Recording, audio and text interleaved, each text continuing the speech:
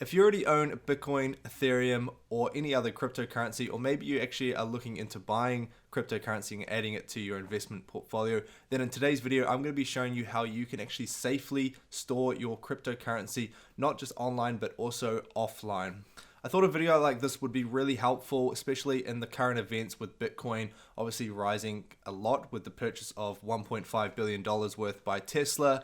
The city of Miami announcing that they're going to use Bitcoin within their council, and of course the addition of Apple using Apple Pay with their partnership with BitPay. Now, it can be really awesome to diversify your portfolio by buying cryptocurrency.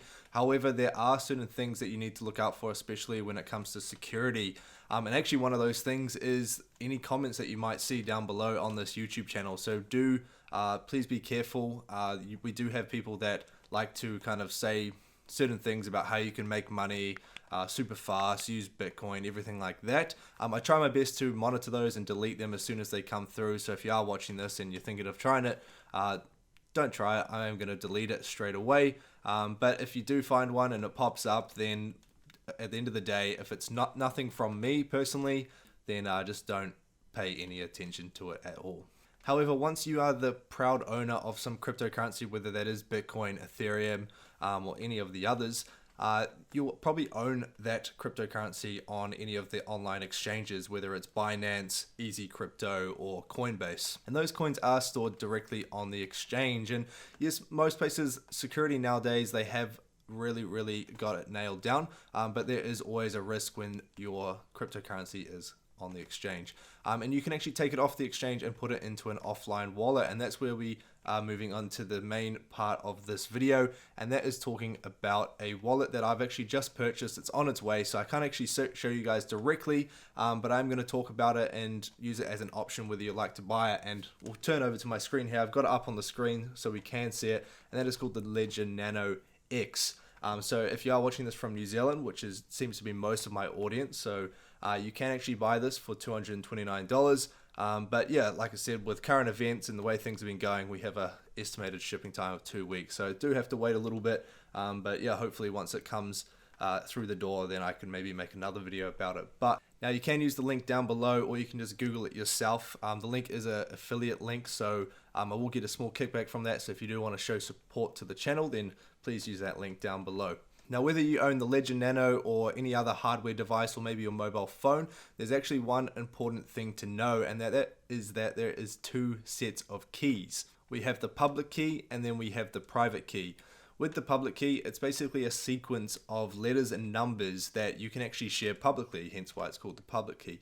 This address allows you to display it, whether you want to receive any cryptocurrency or send it from any platform. You just have to copy and paste this address and it will send it to your address. The other key is the private key, and in the name it is private, so it is extremely important that you do not show this key to anyone in the world, just yourself, for your eyes only, because if you do show anybody, then well, goodbye crypto.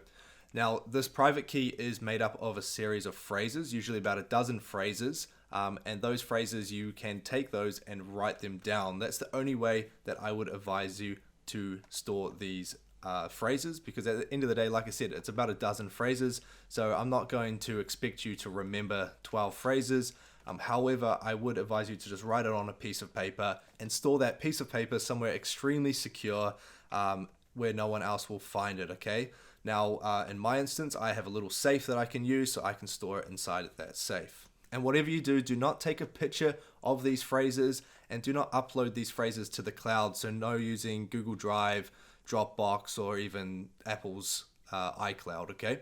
And if anyone was to get access to this private key and to those phrases, then while they can actually easily take it from anywhere from the world, they can access your wallet and be able to take and withdraw all the crypto they want from your wallet, and there is no way that you can actually get that back.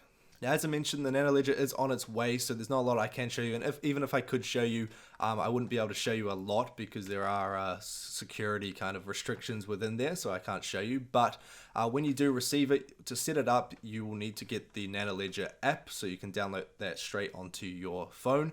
Once you have that app, it's going to have a simple step-by-step process on how to set it up with the device as well. So that even the device has a little screen that will actually be able to tell you what to do step by step.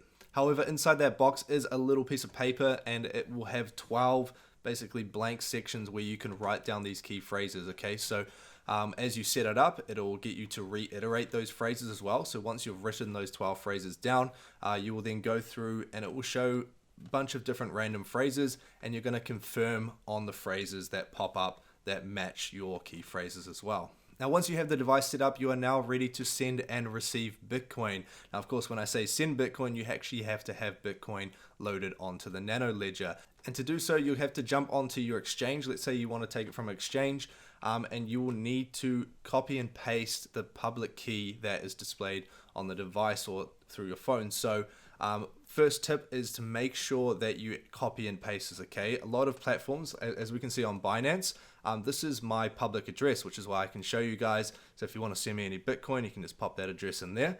But here you can see there's this little thing here. If I click on it, it copies it to the clipboard, and that is the only way that you should enter this address, okay? Don't try and type these numbers in or anything like that.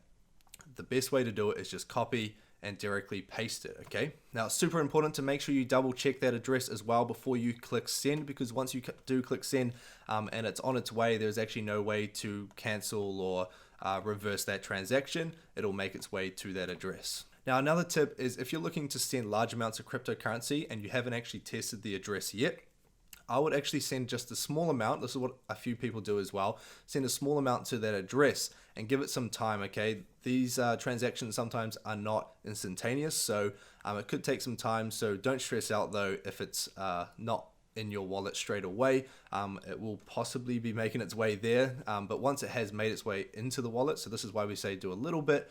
Once it's made its way into your wallet, you know that that is correct and that's the correct address, so then you can go ahead and send those larger amounts across. Your public key can also change from time to time, so I wouldn't advise just storing it and using it over and over again. I would just get a fresh key every single time. So if I access my Binance account here, I would click copy and paste every new transaction that I would want to do and send over to my address. Now, the very last tip, which isn't really a tip, it's just kind of an option that you can use, especially if you own very, very large amounts of cryptocurrency. And one of these is the concern that this piece of paper, you might lose it, or it might even perish in case your house was to catch on fire and you weren't able to retrieve anything out of it. And there's actually a solution to this, and a lot of companies do have different solutions, but one of these solutions is called crypto steel capsules. And what this is basically a plate, so a steel plate, and it comes with a variety of different numbers and letters, so these steel numbers and letters. And what you can do is you can just kind of bang them into the plate, fix them to that plate, and then once it's there, if it was to catch fire, anything like that, it's all resistant, and you know that if your house was to burn down, then you would actually be able to try and find and retrieve this plate, and it wouldn't be perished in that fire. However, that is all for today's video. I do hope you guys enjoyed it. Now, if you did, hit that like button down below. That's greatly appreciated. And if you haven't subscribed to the channel already, then please do so by hitting that subscribe button as well. And also leave a comment if you do have any questions or anything like that, or if you decided to buy the Nano Ledger yourself, then let me know down in those comments below. But that is all from me today, and we'll see you guys in the next one.